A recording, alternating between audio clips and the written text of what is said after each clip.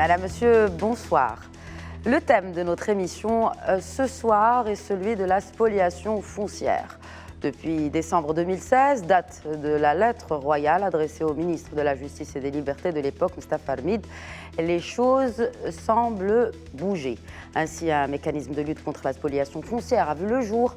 Sur le cadre juridique, il y a eu promulgation de plusieurs décrets de loi visant à verrouiller les process de ventes immobilières, un régime pénal réformé, donc plus répressif pour dissuader les fraudeurs.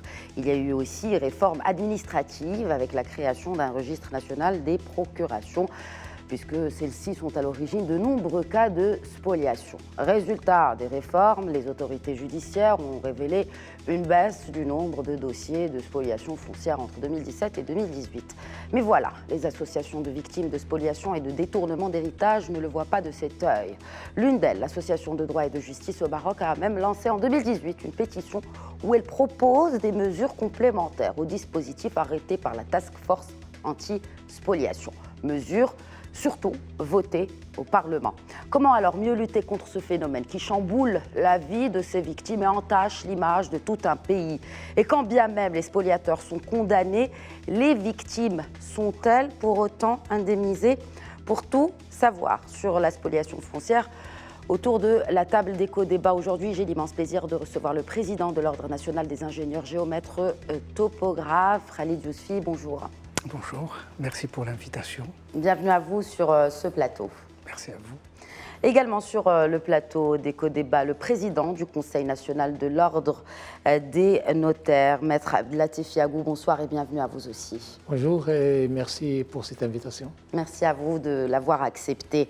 Également sur ce plateau et pour représenter l'Agence nationale de la conservation foncière, du cadastre et de la cartographie, son inspecteur général, Hicham Belkher. Bonsoir et bienvenue à vous. Bonsoir et merci pour l'invitation. Il a fait beaucoup d'enquêtes et d'investigations autour de cette question de spoliation foncière, ce qui lui a valu 2 fois le Grand Prix national de la presse en 2006 et en 2015. Il est également juriste de formation. J'ai l'immense plaisir également de recevoir sur le plateau d'éco-débat mon confrère Faisal Fakiri. Bonjour et bienvenue à vous aussi. Bonjour, très cher consort, et merci beaucoup pour cette invitation. Alors, merci à vous tous donc d'avoir accepté l'invitation d'éco-débat et afin de dissiper le doute, parce qu'on entend souvent 2 termes qui reviennent. On entend spoliation foncière et spoliation immobilière. Y a-t-il une différence entre ces 2 notions, ne serait-ce déjà que pour nos téléspectateurs qui pourraient éventuellement avoir un doute? Maître Yago. Bonjour. La distinction entre les 2, foncière, immobilière, donc ça réside dans le fait de la multiplicité des régimes fonciers en droit marocain. Mais dans l'ensemble, donc ça revient toujours à la même chose, c'est l'immobilier, ça touche l'immobilier donc directement. Alors, il n'y a pas de différence, on peut dire spoliation immobilière. Il ne s'agit pas d'un terrain vague, mais ou construit. Bien en tout cas, c'est la même chose quand on parle de spoliation immobilière. La différence uniquement entre ce qui est immatriculé et ce qui n'est pas immatriculé. C'est-à-dire parce que, comme je dis, il y a la multiplicité des régimes fonciers marocains. Il y a le régime MELC, il y a les terrains non immatriculés, il y a le droit des INA, les droits coutumiers de manière générale. C'est ça ce qui fait la différence entre les 2. Mais la spoliation touche tous ces systèmes-là, bien sûr. C'est l'immeuble. Alors, puisqu'on parle de spoliation qui touche tous ces secteurs-là que vous avez cités et ces milieux-là, si on devait parler de chiffres, les derniers chiffres qui ont été publiés datent de 2018. Ont-ils été rafraîchis, selon vous? Oui, donc d'après le dernier rapport en 2018 qui a été émis par le ministère de la Justice, il y avait donc le nombre de 102 dossiers qui étaient donc pendants devant les tribunaux au Maroc, que ce soit au niveau de la Cour de cassation, que ce soit au niveau des différentes cours d'appel, ou que ce soit donc au niveau des tribunaux de première instance. Actuellement, d'après les derniers chiffres que nous avons reçus, il y a donc 44 dossiers qui sont toujours pendants devant les tribunaux. 44 dossiers devant les tribunaux, en attendant bien sûr que ce soit rafraîchi en 2019. Il y a certains dossiers, dont les 21 dossiers qui ont été donc jugés définitivement donc, au niveau de la Cour de cassation. Très bien. Alors, je me tourne vers Faisal Fakiri. Donc, vous avez une grande expérience dans le domaine de la spoliation foncière. Vous avez suivi beaucoup de dossiers. En tant que journaliste, pas en tant que fraudeur. Non, loin de moi cette idée. Hein. En tout cas, vous n'êtes pas invité en tant que fraudeur sur ce plateau. Ce n'est pas le but. En tout cas, pour revenir à ces chiffres-là, Donc il y a eu une baisse. Selon vous, est-ce de bon augure entre 2017 et 2018?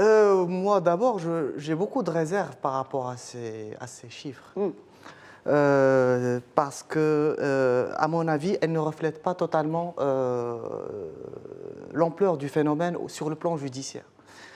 On a plusieurs juridictions, d'abord. Je sais que ce sont des chiffres qui émanent du ministère de la Justice et qui ont été collectés par les juges, pour simplifier, et qui ont été remis au ministère de la Justice. Sachant qu'on est dans un cadre spécial, puisque la justice elle est devenue indépendante, donc les juges indépendants du ministère de la Justice.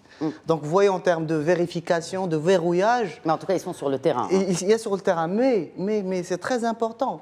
Ce chiffre-là est en dessous de la réalité. Pourquoi dites-vous cela? Pourquoi je dis ça? Parce que ce n'est pas une impression, c'est une certitude, hein, et j'assume ma position. C'est que je pense que les juridictions, les juges, les magistrats n'ont pas encore totalement bien cerné ce phénomène. Parce qu'il ne faut pas résumer la spoliation foncière aux procurations. Hein. La spoliation foncière, je ne voudrais pas compliquer la situation, mais la spoliation foncière peut passer par des ventes aux enchères. Nous allons arriver à ce point très important, justement, de ces brèches qui permettent ou par la spoliation foncière. Par la voie de fait, qui est tout simplement l'appropriation illégale d'un bien par l'État. Sur une propriété foncière. Très bien. Donc, moi, je me demande aujourd'hui, j'aurais bien aimé qu'on ait, par exemple, un juge parmi nous pour nous expliquer. Moi, l'impression que j'ai en tant qu'observateur, parce que je travaille quand même sur ce sujet depuis 2011, j'ai l'impression qu'aujourd'hui, on parle de spoliation foncière, mais en tout cas, au niveau des juridictions, on ne sait pas exactement... on n'a pas la même définition, on n'a pas la même vision. Il ne faut pas le réduire à des procurations ou à du faux usage du faux. Loin de là. Très bien. Que dit concrètement la loi aujourd'hui sur la spoliation foncière? Khalid Yousfi, président de l'Ordre national des ingénieurs géomètres topographes. Que dit la loi? La spoliation foncière, je crois, c'est un phénomène qui n'est pas propre à notre pays. C'est un phénomène qui est international et qui touche le foncier, qui est aujourd'hui, partout dans le monde, une source de richesse et quelque chose qui a un intérêt particulier et où il y a plusieurs intervenants. Et donc, c'est quelque chose qui touche plusieurs pays et chaque pays réagit en fonction de son arsenal juridique. Aujourd'hui, le Maroc est suffisamment outillé en matière de textes juridiques et réglementaires pour justement punir et contrecarrer ce genre de pratiques illégales. Par rapport aux chiffres, j'imagine que c'est des chiffres qui émanent du ministère de la Justice, parce que généralement, lorsqu'on a été victime d'une spoliation, on s'adresse automatiquement et on dépose une plainte pour qu'une enquête judiciaire se déclenche. Donc ça c'est la démarche réglementaire classique. Et légale et classique. Alors, juste pour revenir justement à cette loi, Maître Yagou, est-ce que vous pensez, comme le disait M. Yousfi, que le Maroc est suffisamment outillé en termes de texte de loi pour endiguer ce phénomène de spoliation foncière, qui continue à faire des victimes? On ne dirait pas qu'il y a donc éradication totale de ce phénomène-là, parce que, d'abord, je veux rebondir sur ce qui a été dit par mon ami Faisal, en ce qui concerne la distinction entre spoliation comme phénomène. On parle de phénomène. Pourquoi les statistiques n'englobent pas tous les dossiers, n'englobent pas certains dossiers, parce que tout simplement pour le ministère de la Justice, il considère que certaines infractions ne constituent pas une véritable spoliation. C'est le cas, par exemple, de l'expropriation. C'est le cas, par exemple, de la vente aux enchères. Parce que là, quand on parle de phénomène, on parle uniquement des méthodes. D'accord, dans le cadre de cette commission dont je suis membre, on a fait donc le diagnostic des moyens et des méthodes qui sont utilisées pour arriver donc à s'accaparer d'un bien immeuble d'une autre personne et en quelque sorte à spolier ce bien. L'expropriation n'est pas une spoliation. Non, l'expropriation ne rentre pas, parce qu'il y a le faux, les usages de faux, d'accord, l'utilisation donc de manœuvres dolosives induites réflexionnelles, l'utilisation ou l'usage de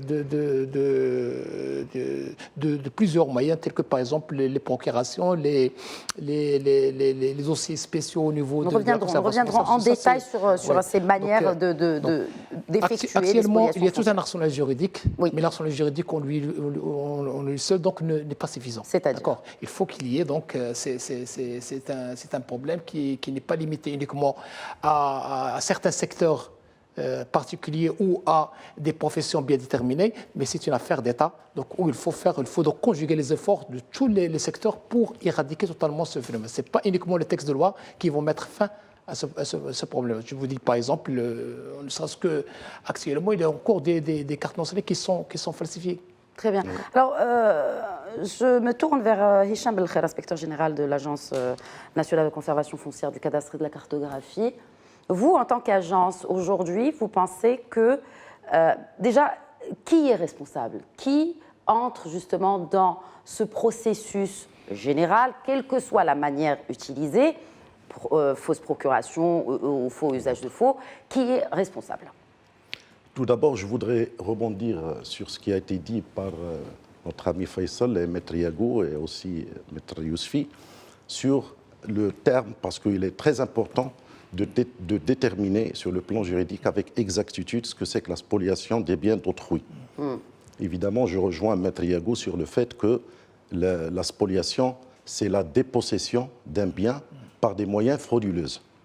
Et donc, dans ce sens-là, l'expropriation ou les ventes aux enchères ne rentrent pas dans ce cadre. Et je signale que c'est à la justice qui est souveraine, c'est elle qui procède à la qualification des actes frauduleux. Ça, c'est le premier point. Deuxièmement, il n'y a pas que les procurations qui ont connu ou qui étaient le moyen premier pour la spoliation. Il y a plusieurs cas. Il y a les procurations falsifiées, surtout quand on était avec les procurations SSP, sous signature privée, c'est-à-dire avec légalisation, avant qu'il y ait l'authenticité, l'obligation d'authenticité des procurations.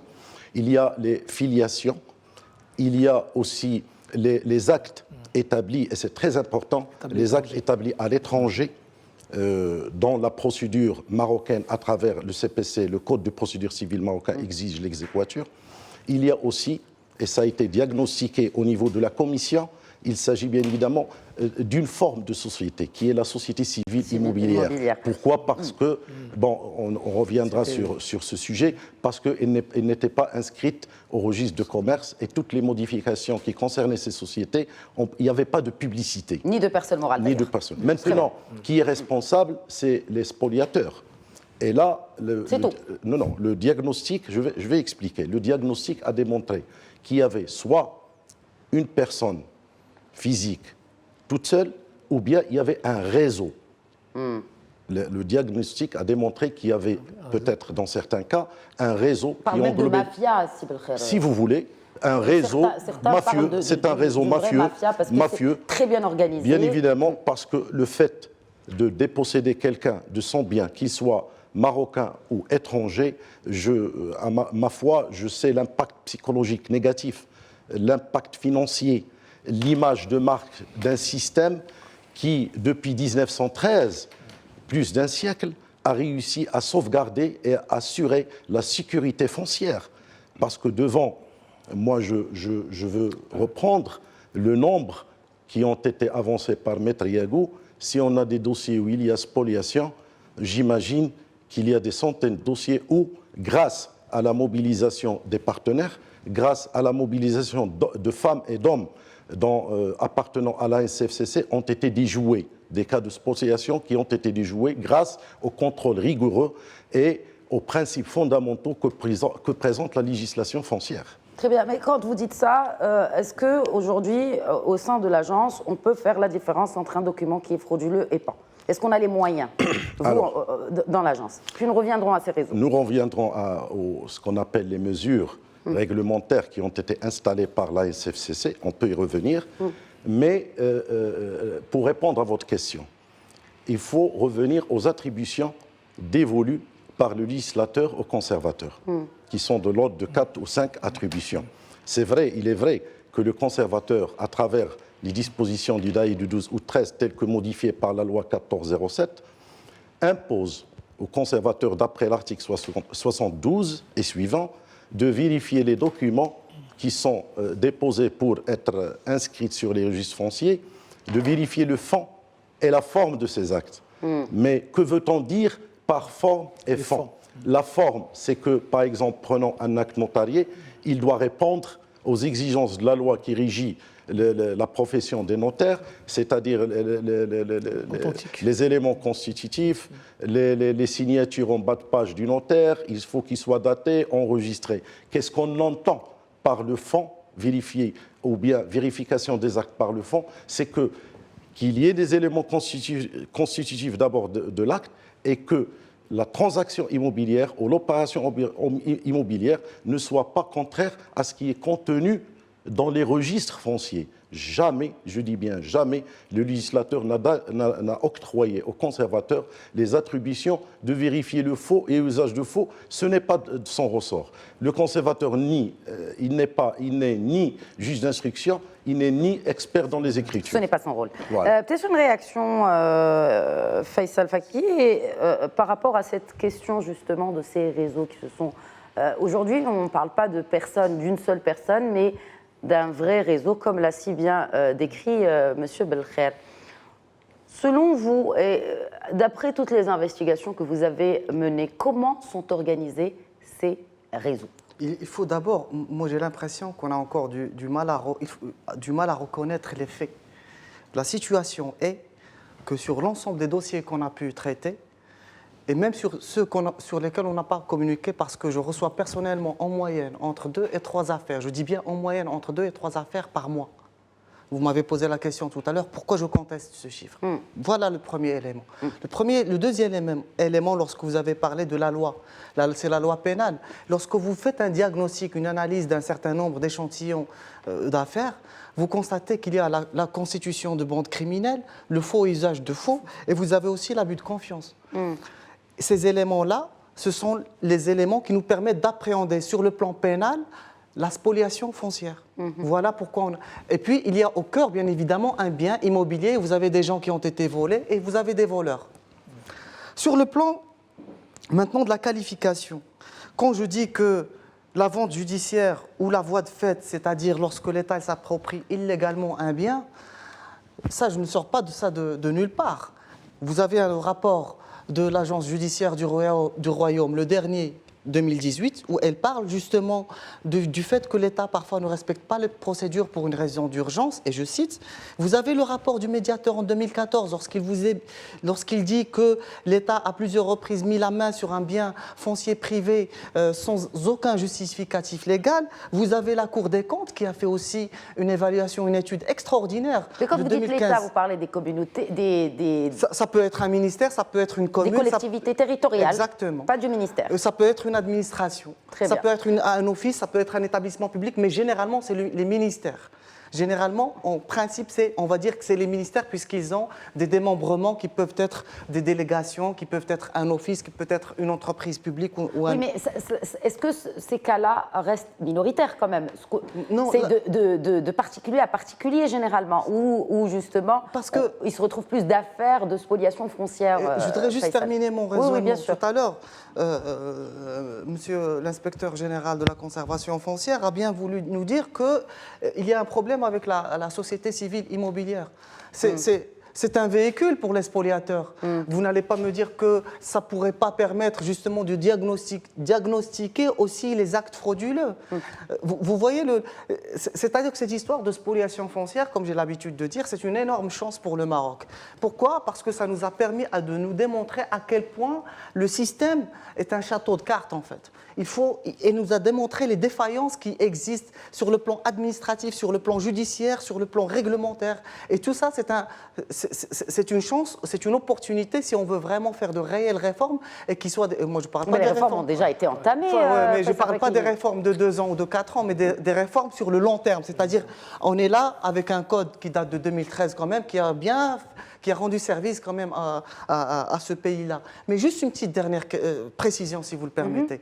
Concernant l'État, je ne dis pas que l'État est spoliateur. L'État est spoliateur, effectivement. Mais l'État aussi, il est spolié. Et ça, c'est une autre paire de manches. Ça veut dire quoi? Que finalement, qu'on est tous dans cette histoire victimes, que ce soit l'État en tant que pouvoir public, que ce soit le citoyen ou tout simplement le Maroc avec toutes ses composantes, on va dire. Et c'est ça la dangerosité de ce problème-là. C'est pour ça que je dis qu'il faut qu'on parle d'une manière claire, franche, constructive et dire voilà ce qui se passe. Je dis aujourd'hui que la justice ne fait pas son travail. On va revenir à la raison pour laquelle la justice ne fait pas son travail, parce qu'il y a eu beaucoup de décrets de loi nouveaux. C'est sur le plan judiciaire surtout. Voilà, donc pourquoi on y reviendra. Sur le plan administratif on y reviendra, juste par rapport à cette question de responsabilité aussi. Amenés.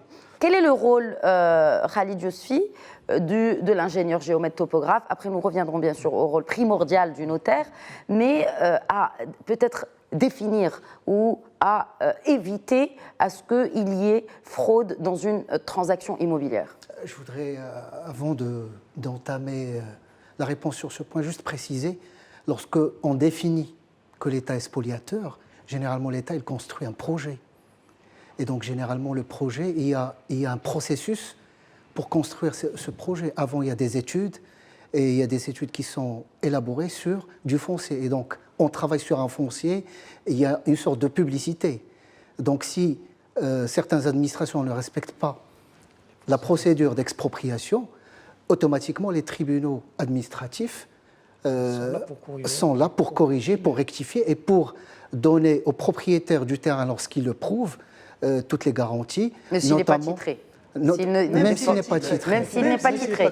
Même s'il n'est pas titré, parce qu'il y a une enquête sur terrain qui est justement établie par un ingénieur géomètre topographe avec les autorités locales pour définir le projet et l'assiette foncière qui va contenir ce projet. Très bien. Et donc, du coup, il y a des plans et des listes qui sont établis. Après, il y a une commission administrative qui statue sur le prix que l'État ou l'administration concernée par le projet doit rembourser aux propriétaires. Et à ce moment-là, on ne peut pas rembourser quelqu'un qui ne détient pas les papiers ou l'acte de propriété justifiant sa propriété.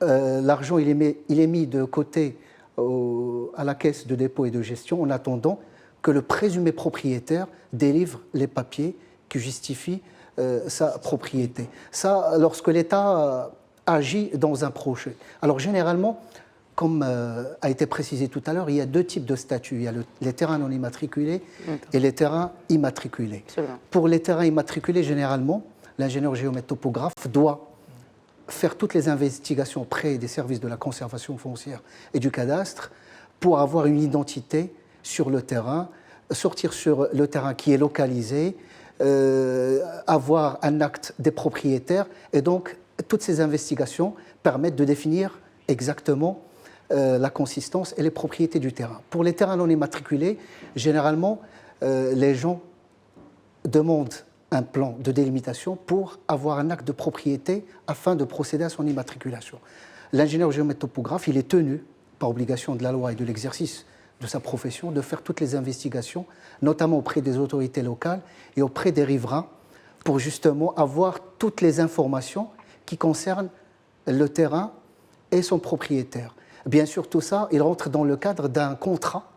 C'est une prestation contractuelle qui définit qui doit faire quoi et qui demande quoi. Et à travers toutes les enquêtes, généralement, comme l'a précisé tout à l'heure, soit on va déjouer une tentative de spoliation, soit tout le monde, surtout les riverains, déclarent que c'est réellement le propriétaire qui exploite le terrain. Et il y a d'autres démarches pour avoir l'acte de propriété afin de procéder à son immatriculation auprès des services de la conservation foncière. Très bien. Quels sont les autres... Vous vouliez rajouter peut-être quelque chose? Oui, justement, on parlait tout à l'heure de contrat. Chaque prestation, la loi oblige l'ingénieur géomètre topographe à avoir un contrat avec son client. C'est-à-dire? Un contrat, il faut que ça soit contractuel, signé entre les deux. Et depuis 2018, on a dématérialisé ce contrat. Et chaque contrat génère un code QR qui contient des informations cryptées qu'on met sur les plans. Et donc, du coup, on va avoir plus de fiabilité, de traçabilité de ces documents graphiques qui C'est circulent. déjà opérationnel. C'est déjà opérationnel depuis 2018. D'accord. Alors, juste pour finir cette première partie, brièvement, Maître Yagou, on est en train de parler de responsabilité. Quels sont les intervenants dans une opération de spoliation foncière? Généralement, donc il y a un spoliateur, un spolié, bien naturellement. Oui. Mais sinon, il y a des autres maillons qui sont concernés. Qui sont-ils? Ben, ça concerne tout le monde, hein. Ça concerne tous les secteurs, sans exception. D'accord. Ceux qui rédigent, ceux qui inscrivent, ceux qui font plaident. l'intermédiation, Ceux qui jugent. ceux qui jugent tout. D'accord. C'est tout un tout. Donc, on ne peut pas donc identifier lequel. Parce que, comme je l'ai expliqué tout à l'heure, donc, le fait tout simplement de falsifier une carte d'identité nationale, et je rebondis sur ce qui a été dit par le président, le fait de falsifier la carte d'identité nationale donc, peut fausser tout le processus. Mais déjà, juste par rapport aux cibles, Oui. ces biens qui sont ciblés par les spoliations foncières, qui dit au spoliateur, voici un bien qui est abandonné? Il faut savoir d'abord une chose, que le Maroc, en tant que royaume, il a opté pour la publicité réelle. D'accord. Ce qui est différent de la publicité personnelle. D'accord. La publicité personnelle, c'est les actes, donc on fait remonter dans le temps pour connaître qui est le propriétaire, l'origine de propriété. Alors que nous, au Maroc, on a une publicité réelle qui est publique, ou l'information, donc c'est l'information qui fait la sécurité du régime lui-même. C'est un régime foncier qui est basé sur la publicité foncière. C'est-à-dire, en commençant par l'immatriculation, quand on transfère un bien du régime du bien milk vers le régime de la publicité foncière, on est obligé de faire toute une publicité, même dans au Qaïda, au tribunal, sur le bulletin officiel, sur le journal de nos regards. Donc, mais qu'en est-il des biens qui ne sont pas, justement, qui sont abandonnés depuis des décennies? Parmi les mesures qui ont été prises par la Commission, c'était d'abord le recensement de ces biens. Donc, il a été fait donc, en contradiction avec l'agence de conservation foncière et le ministère de l'Intérieur. Justement pour déterminer et pour également permettre aux conservateurs de connaître ces biens qui ont été donc, délaissés ou qui ne sont pas, donc, dont les dossiers ne font pas de mouvement. Très bien. De combien de biens s'agit-il? Également, nous allons parler en deuxième partie de cette émission des recommandations pour baisser ce nombre de spoliations foncières, mais aussi comment indemniser les victimes. Tout ceci dans très peu de temps, juste après cette courte pause. Merci de rester avec nous. À tout de suite. Un bonsoir et bienvenue à ceux qui nous rejoignent. Vous regardez Éco-Débat, qui traite aujourd'hui de la problématique épineuse de la spoliation foncière au Maroc. Juste avant la pause pub, nous évoquions cette question de responsabilité qui intervient justement dans ce processus de spoliation foncière. Qu'est-ce qui a été fait depuis cette lettre royale de décembre 2016? Parmi les choses effectivement qui ont été réformées, il y a justement ce consensus à répertorier les biens qui sont abandonnés, notamment à travers l'Agence marocaine de conservation foncière du cadastre et de la cartographie, en partenariat avec le ministère de l'Intérieur. Monsieur Belkher, quels sont les chiffres justement des biens qui ont été répertoriés? Alors, juste après la lettre royale de Sa Majesté, que Dieu l'assiste, du 30 décembre 2016, la première opération, la réaction de l'Agence nationale de la conservation foncière du cadastre de la cartographie, en parfaite collaboration avec le ministère de l'Intérieur. Il a été procédé avec une note émanant de M. le conservateur général, février 2017. Il y a eu une fiche, il y a eu, à travers tout le royaume du Maroc, on a répertorié les biens qui sont délaissés, avec une fiche, avec l'apport du cadastre pour relever les références foncières, c'est-à-dire les numéros de titres fonciers ou réquisitions. Et le nombre, il est de 4037. Ces biens, ils ont été consignés, des remarques sur la base de données. 4037 qui sont répertoriés, titrés ou pas, immatriculés ou pas, en cours d'immatriculation. Ils ne concernent pas les biens non immatriculés.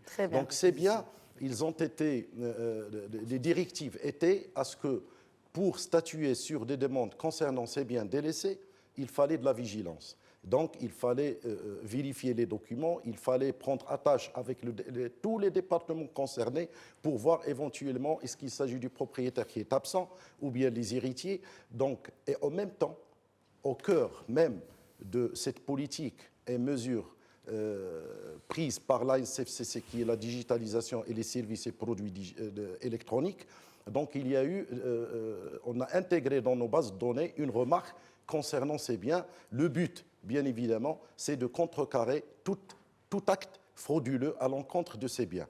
Ça concerne les Marocains et ça concerne nos frères marocains résidant à l'étranger et ça concerne les étrangers aussi. Parce qu'ils ne peuvent pas justement vérifier si le bien n'a pas été spolié dans la durée des 4 ans. D'autres mesures réglementaires ont été prises dans ce sens, si vous voulez qu'on en discute maintenant. Oui, mais par exemple, quand il y a une erreur administrative au niveau de l'agence, est-ce que l'État rembourse la victime de spoliation? Alors, d'abord, pour vous répondre sur cette question, il faut revenir au texte de loi. La loi est très claire. Le conservateur foncier, toutes les inscriptions et les radiations qui sont inscrites. D'abord, il faut différencier 2 étapes. Il y a l'étape d'immatriculation foncière, c'est-à-dire c'est l'enrôlement, c'est le moment où on décide de mettre un bien non immatriculé sous la coupole de la législation foncière.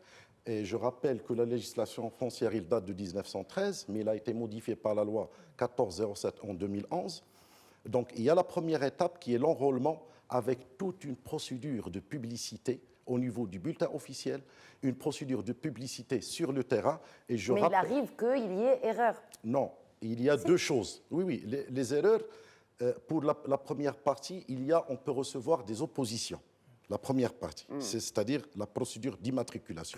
Il y a une large publicité, il y a le bornage, il y a le bulletin officiel, il y a les intervenants, c'est-à-dire le tribunal de première instance, il y a l'autorité locale, il y a les présidents de communes. Après l'opération de bornage, qui est elle-même à triple casquette, c'est une opération juridique, c'est une opération de publicité par excellence, et c'est une opération technique. Par la suite, c'est une procédure qui est administrative. En cas d'opposition, il devient une procédure judiciaire par l'envoi du dossier au tribunal qui reste seul qualifié pour statuer sur les oppositions. Maintenant, la deuxième étape, pour revenir aux erreurs. La deuxième étape, c'est une fois on a le titre foncier.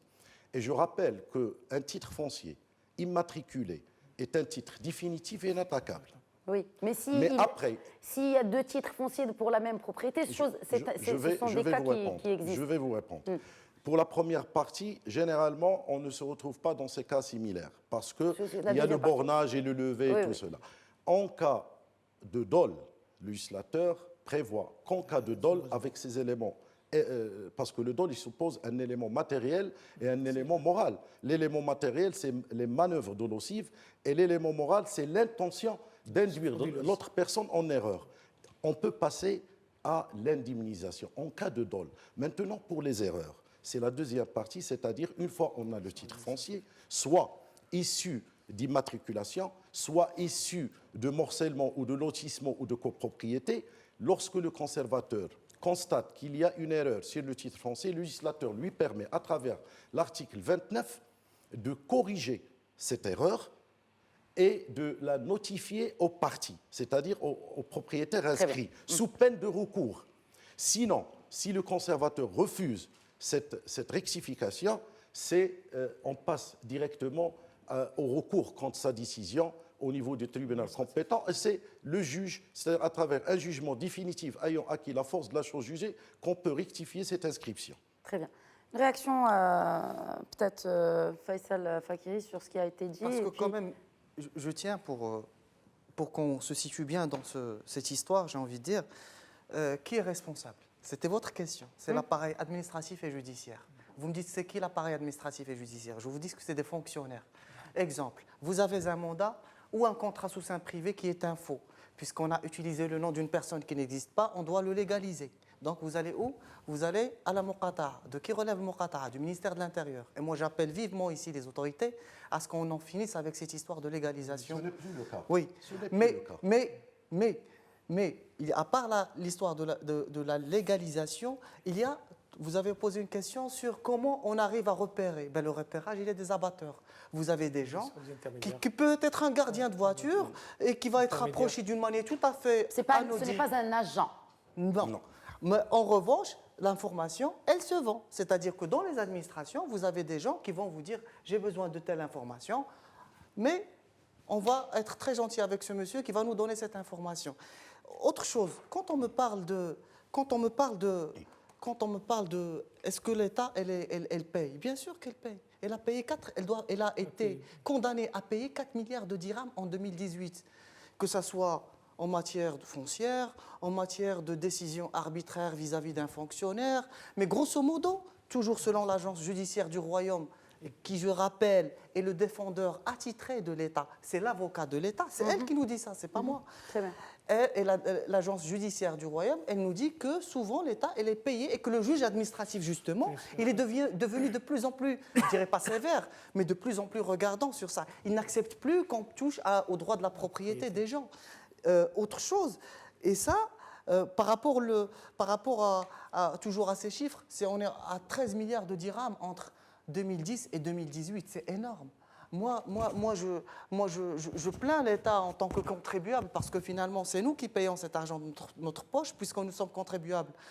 On paye le coût de la non-conformité juridique, comme l'a si bien dit l'agence judiciaire du Royaume dans l'un de ses rapports. Mais ce qui est plus important dans cette histoire, concernant ces biens répertoriés, moi, je trouve que c'était un travail qu'il fallait faire et heureusement qu'il a été fait. Quels sont les biens cibles, justement? Quels sont les biens qui sont ciblés Parce par que spoliation tout à foncière? l'heure, Quel genre de biens? Je vais vous expliquer. Aujourd'hui, vous pouvez vous balader dans un endroit comme le Ma'arif, à titre d'exemple. Je n'aurais pas donné de mauvaises idées à quiconque. Mais j'essaie juste de dire que dans certains quartiers, j'aimerais pas donner de Casablanca ou autre. Il y a des bâtisses qui sont abandonnées, des bâtisses qui sont fermées depuis longtemps. Ça, j'ai envie de dire, c'est le profil type des bâtiments, des immeubles qui sont ciblés. Mais vous avez aussi des terrains. Parce que là, on a parlé uniquement de... Moi, j'aimerais bien savoir qu'est-ce qui se passe. Qu'en est-il dans les régions où les biens, exactement, parce qu'on est dans l'urbain, mais le rural. Aujourd'hui, avec le travail magnifique, d'ailleurs, que fait l'agence de la conservation foncière au niveau de la titrisation des biens, exactement, qui seront monétisés pareil. Mais j'aimerais bien savoir aujourd'hui combien on a eu de problèmes au niveau des communes rurales et des biens, des biens agricoles. Oui. Il y a beaucoup d'affaires et je vais en citer. Il y a des... Sans citer de nom. Non, bien sûr. Très bien. Mais quand on cite le nom, on a le droit de le citer parce que dans la mesure où il y a eu un jugement définitif. Voilà, pas les affaires en cours. Mais pratiquement toutes les professions judiciaires et juridiques sont concernées par ces histoires. Très bien. Alors, Maître Yaghou, beaucoup de choses, j'ai beaucoup de questions à vous poser, mais en tout cas, l'essentiel va vers cette question d'application déjà de la loi aujourd'hui au Maroc, et d'abord de lenteur peut-être des enquêtes, la lenteur administrative, et puis, et tout particulièrement, est-ce que les procureurs aujourd'hui sont-ils habilités à trancher? Est-ce que le parquet aujourd'hui est habilité à trancher dans ces affaires de spoliation foncière? Ou faut-il créer peut-être une nouvelle forme de parquet qui soit spécialisé dans ces questions qui restent quand même très techniques? Oui, comme je l'ai dit tout à l'heure, en ce qui concerne la loi, il n'y a pas une loi parfaite. D'accord. Il y a toujours des lois, mais il y a toujours des lacunes. D'accord. Et c'est ces lacunes qui sont utilisées par ces fraudeurs. D'accord. C'est pour cela que, dans le cadre de la commission, on a essayé donc, en quelque sorte, de combler les vides juridiques qui permettent à ces personnes de percer pour donc s'approprier donc une propriété. Et parmi les mesures qui ont été prises par la commission et qui ont été adoptées suite à ces réunions marathoniques qui ont été effectuées par la Commission, il y avait donc la modification du Code de procédure pénale, d'accord, qui permet donc au procureur de roi, au procureur général de roi et au juge d'instruction de s'opposer donc sur ces biens et d'inscrire donc une saisie donc provisoire donc pour une réquisition, un gel provisoire. C'est un gel le temps que l'enquête soit terminée. Parce que tout simplement, quand il y a donc un dossier qui est pendant devant le tribunal, il se peut que ce même fraudeur continue à céder ce bien. Il y a des fois même, quand il est derrière les barreaux, il y a des cas où la personne est emprisonnée. Procuration à une tierce personne. Et entre le temps donc de l'entrée donc de l'inscription de l'action devant le tribunal et le jugement définitif, il se peut qu'il y ait donc un délai de 2 ans, 3 ans, 4 ans. Donc pendant cela, donc il peut donc tout simplement user des moyens dont il dispose et céder le bien ou le donner en hypothèque. C'est pour cela que parmi les mesures, on a essayé donc de combler ces vides-là. Il y a également le fait donc de mettre en place également la nouvelle loi sur les sociétés civiles, parce que la société civile... Très bien. C'est bien que vous l'ayez cité, parce qu'il faut qu'on en parle de cette société civile immobilière. C'est un moyen qui permet donc aux personnes donc d'avoir la propriété d'un bien tout en étant dans une société. D'accord. Ça protège, ça permet la circulation, la libre circulation des biens. Et l'anonymat. Et l'anonymat également, bien sûr. Mais malheureusement, le fait de l'absence d'une réglementation claire et précise dans ce domaine-là, il a été donc également utilisé comme moyen frauduleux pour s'accaparer donc des biens. Pourquoi? Parce que tout simplement au niveau de la conservation foncière, il y a des dossiers spéciaux. D'accord, il y a des dossiers spéciaux qui sont ouverts. C'est en quelque sorte, c'est une création pour donner plus de garanties donc au conservateur qui est donc le seul habilité donc à juger donc de l'opportunité de ces opérations. Mais malheureusement, comme il n'y a pas donc une identification ni fiscale ni au niveau du tribunal. Donc, ça a permis donc également à la fraude parce que tout simplement, on peut changer, comme je l'ai dit tout à l'heure, en utilisant par exemple soit une fausse carte d'identité, soit en utilisant également une procuration falsifiée, on peut tout simplement procéder à la mise à jour du dossier spécial qui est ouvert à la conservation foncière et par la suite, donc le conservateur ne va pas donc, il n'est pas habilité à faire des investigations parce que les documents qu'il a devant lui, donc pour lui, ce sont des documents qui répondent aussi bien donc à la forme qu'au fond. Et donc, la propriété peut être vendue. Et qu'en est-il de cette période de 4 ans pour agir, justement? Est-ce que vous pensez qu'elle est aujourd'hui, est-ce qu'elle n'est pas obsolète aujourd'hui? Parce que si la personne ne, tout simplement, check pas la validité de son titre foncier, ou en tout cas qui lui appartient toujours, est-ce que cette durée de 4 ans, elle n'est pas à revoir? Est-ce que ça va pas être traité au niveau de la commission? Oui, elle a été traitée. C'est une modification qui a été apportée par la modification de 2 lois, aussi bien donc la loi sur l'immatriculation immobilière qui était donc réglementée par le Daïr du 12 août 1913 et la loi qui était applicable à la propriété immobilière, à savoir le Daïr du 2 juin 1915. Oui. Ces 2 lois ont été modifiées. Elles ont été abrogées et remplacées par le Code des droits réels. Exactement. C'était exactement, je pense, c'était le 22 novembre 2011 où il a été modifié. Et pendant cela, donc il est passé inaperçu et ils n'ont pas fait participer les professionnels pour dire leur mot sur cette modification. Dont les notaires. Bien sûr. On était surpris par cette loi qui a été modifiée, notamment l'article 2, alors, qui est venu là. C'est un article qui est en discordance avec même les dispositions de la loi anti-spoliation.